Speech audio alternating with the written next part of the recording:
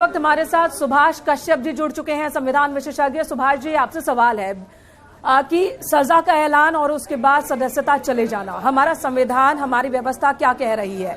भले ही कांग्रेस ये कह रही हो कि काला अध्याय है, बीजेपी कह रही है कि जो हुआ वो कानून के हिसाब से हो रहा है, संविधान और कानून क्या कह रहा है? स्पीकर के अधिकार क्षेत्र में आता है और स्पीकर ने जो उचित समझा वो किया। और राहुल जी के सामने विकल्प है कि वो हाई कोर्ट जाएं या सुप्रीम कोर्ट में चलें।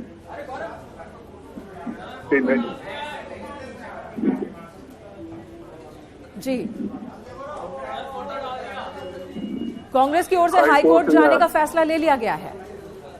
हाँ, वो हाई कोर्ट जा सकते हैं और हाई कोर्ट जैसा निर्णय करेगी कानून के मामले में वो ही ठीक हुआ।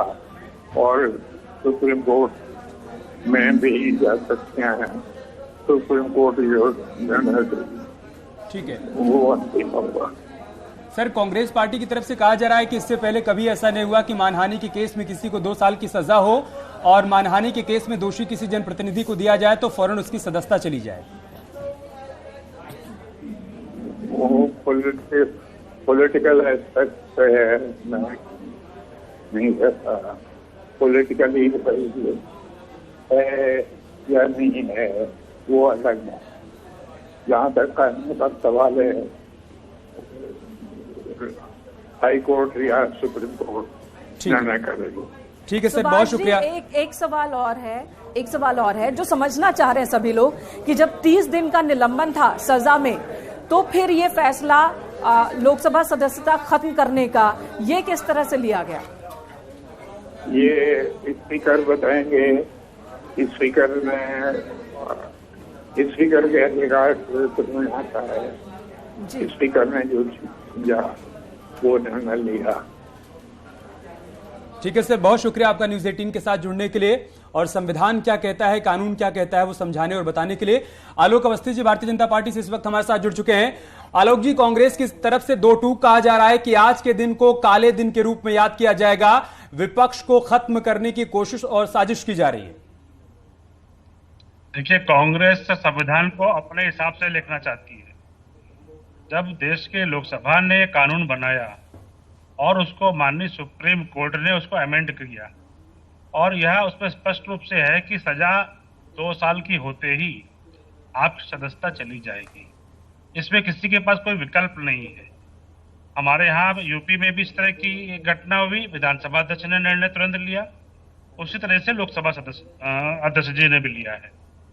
राहुल गांधी जी को सोचना चाहिए कि अनर्गल बयान देना, दूसरे का अपमान करना, पिछड़ी जातियों पर हमला करना, पिछड़ों को चोर बताना, यह किस तरह से संभव है?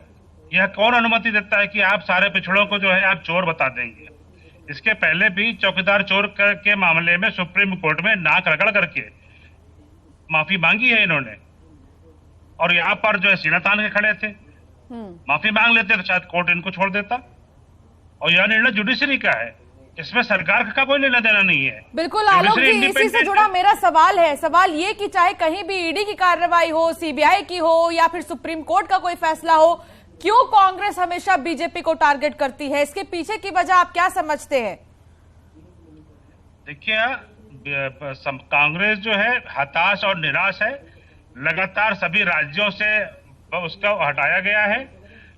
देश का चुनाव वो जीत नहीं पा रहे हैं, तो हताशा निराशा में वो आरोप अनर्गल लगा रहे हैं। उनके प्रवक्ताओं को भी देखिए किस तरीके से आरोप लगाते हैं। उनके कार्यकर्ताओं और नेताओं को देखिए कि मर जाए मोदी की लाश गिर जाए, इस तरह की बात करते हैं। यानी कि नरेंद्र मोदी जी एक पिछड़ी जाति से आने वाला एक गरीब का बेटा उनकी आंखों में खटक रहा है, क्योंकि उससे वो बराबर हार रहे हैं, क्योंकि वो गरीब कल्याण की योजनाओं को जनता तक पहुंचा रहा है, देश की सीमाओं को सुरक्षित कर रहा है, देश के अंदर एक भी दंगा नहीं होने दे रहा है, एक भी आतंकवादी घटना नहीं होने दे रहा है। इसकी वजह से वो लोकप्रिय है। तो अपनी लोकप्रियता राहुल गांधी जी को बढ़ानी चाहिए। मोदी जी को गाली देने से, उनकी निंदा करने से उन्हें कुछ हासिल नहीं होने वाला, जनता उनको नकारती रहेगी।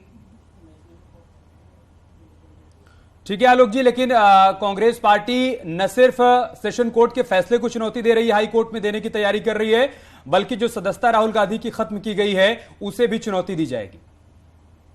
देखिए, कानूनी रास्ते उनके पास खुले हुए हैं, वो कोर्ट के पास जाएं।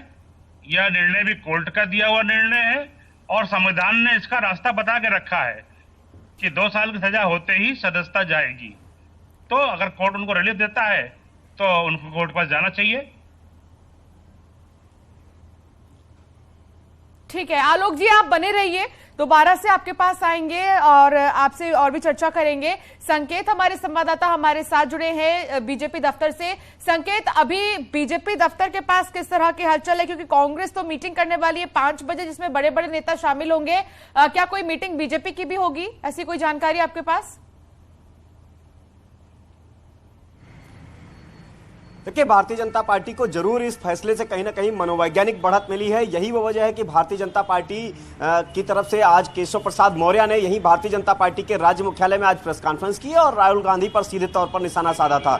यही वो वजह है कि भारतीय जनता पार्टी अब आक्रामक रूप इस फैसले के बाद अख्तियार किए हुए है और जाहिर सी बात है कि लोकसभा का चुनाव है और राहुल गांधी अमेठी से चुनाव भी लड़ते रहे हैं। पिछली बार उनको हार मिली थी, अमेठी से वो चुनाव लड़े थे, वायनाड से भी लड़े थे, अमेठी से हारे थे, वायनाड से जीते थे। तो जाहिर सी बात है कि इस फैसले का असर उत्तर प्रदेश में भी देखा जाएगा और सीधे तौर पर देखा जा रहा है। भारतीय जनता पार्टी आगामी निकाय चुनाव और लोकसभा चुनाव की तैयारियों में भी जुटी हुई है। तो ऐसे में भारतीय जनता पार्टी की जो चुनावी तैयारियां हैं, जो चुनावी अभियान है, उनमें भी एक आक्रामकता देखी जाएगी जिस फैसले के बाद में। जिस तरह से जैसे ही फैसला आता है भारतीय जनता पार्टी की प्रदेश इकाई की तरफ से केशव प्रसाद मौर्य ने प्रेस कॉन्फ्रेंस की, जो कि उत्तर प्रदेश के डिप्टी सीएम है, और भारतीय जनता पार्टी आक्रामक रुख अख्तियार किए हुए है इस फैसले के बाद। गांधी और प्रियंका गांधी राहुल गांधी के आवास पर पहुंचे हैं। राहुल गांधी को पहले 2 साल की सजा मानहानि के मामले में और उसके बाद आज उनकी लोकसभा सदस्यता का रद्द हो जाना, जिसके बाद अब सोनिया गांधी और प्रियंका गांधी राहुल गांधी के आवास पर पहुंचे हैं और आज शाम मीटिंग भी होनी है कांग्रेस की और उसके बाद आगे की रणनीति पर फैसला होगा। हाईकोर्ट जाने का फैसला पहले ही कांग्रेस की ओर से ले लिया गया है और हाईकोर्ट जाएगी कांग्रेस। यहां पर राहुल गांधी की सदस्यता रद्द किए जाने को चुनौती दी जाएगी और उन्हें जो सजा दी गई है इस मामले में भी चुनौती हाईकोर्ट में कांग्रेस की ओर से दी जाएगी। और सोनिया गांधी, प्रियंका गांधी राहुल गांधी के घर पहुंचे हैं। ये भी यानी कि कांग्रेस ने पूरा मन बना लिया है आक्रामक तरीके से सड़क पर उतरने का इस मसले को लेकर। हम कल से ही देख रहे हैं अलग अलग प्रदेशों में कांग्रेस के कार्यकर्ता नेता सड़कों पर प्रदर्शन कर रहे हैं। अब उनका हमला से लोकतंत्र का काला अध्याय बता रही है इस पूरे मसले को, इस पूरे अध्याय को। आलोक जी हमारे साथ बने हुए हैं, आलोक जी के पास भी चलेंगे। उससे पहले एक्सक्लूसिव तस्वीरें इस वक्त हम अपने दर्शकों को दिखा रहे हैं जहां पर राहुल गांधी के आवास पर सोनिया गांधी और प्रियंका गांधी दोनों पहुंचे हैं। लोकसभा सचिवालय ने अधिसूचना जारी की, उसके बाद अब सांसद नहीं है। 19 साल में पहली बार है कि राहुल गांधी सांसद नहीं है। वो केरल के वायनाड से सांसद थे, लोकसभा सदस्य थे, लेकिन फिलहाल उनकी सदस्यता रद्द हो गई है। और दिल्ली से ये सीधी तस्वीरें इस वक्त आप देख रहे हैं। राहुल गांधी के आवास पर सोनिया गांधी, प्रियंका गांधी भी पहुंचे हैं। आगे की रणनीति, आक्रामक रणनीति कांग्रेस बनाने में जुटी हुई है कि कैसे इस मौके को बनाया जाए, पॉलिटिकल माइलेज ज्यादा से ज्यादा इस मसले को लेकर के लिया जाए। यानी कि कानूनी लड़ाई कैसे लड़नी है कांग्रेस को और साथ ही पॉलिटिकल लड़ाई कैसे लड़नी है इस मुद्दे पर, इन दोनों ही मसलों पर आज मीटिंग के दौरान चर्चा होगी। और इससे पहले कांग्रेस ने अपना तख्त तेवर दिखाना शुरू भी कर दिया है। कांग्रेस के कई लीडर भी सामने आए जिन्होंने कहा कि अब तक पीएम मोदी ने जिन जिन शब्दों का इस्तेमाल किया है उन शब्दों को लेकर वो अदालत जाएंगे। इस तरह की बातें कांग्रेस की ओर से हो रही है। और इसी बीच प्रियंका गांधी, सोनिया गांधी राहुल गांधी के घर पहुंच गई हैं। और समाजवादी पार्टी से फखरुल हसन चांद इस वक्त हमारे साथ जुड़ चुके हैं। फखरुल